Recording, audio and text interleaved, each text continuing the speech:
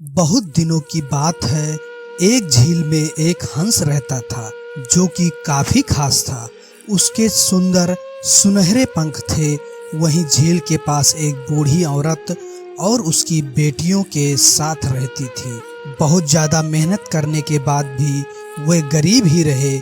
एक दिन हंस ने सोचा, शायद मैं हर दिन एक सुनहरा पंख दे दूं ताकि ये महिलाएं इसे बेच सके और जीने के लिए पर्याप्त पैसा हो। अगले दिन हंस बुढ़िया के पास गया।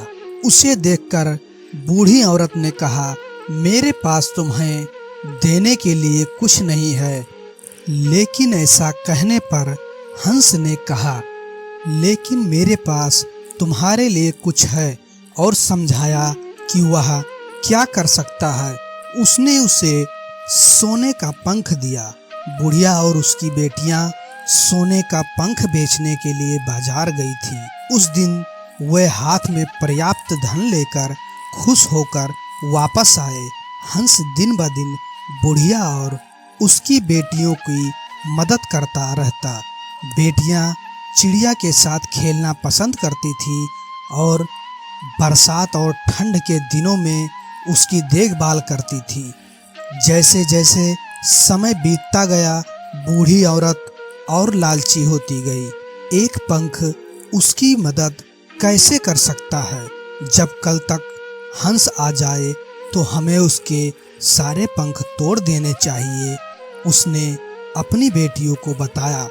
ऐसी बात सुनने पर उन्होंने इसमें उसकी मदद करने से इनकार कर दिया और अगले दिन बुढ़िया ने हंस के आने का इंतजार किया। जैसे ही पक्षी आया, उसने उसके अगले हिस्से को पकड़ लिया और उसके पंखों को तोड़ना शुरू कर दिया। जैसे ही उसने उन्हें तोड़ा, पंख सफेद हो गए। बुढ़िया रो पड़ी और हंस को जाने दिया। इस पर हंस ने कहा कि तुम लालची हो गए हो। जब तुमने मेरी इच्छा के बिना मेरे सुनहरे पंख तोड़ दिए तो वो सफेद हो गए। इतना कहकर हंस गुस्से में वहां से उड़ गया, फिर कभी नहीं दिखाई पड़ा। इस कहानी से हमें यह सीख मिलती है कि अत्यधिक लोभ से बहुत हानि होती है।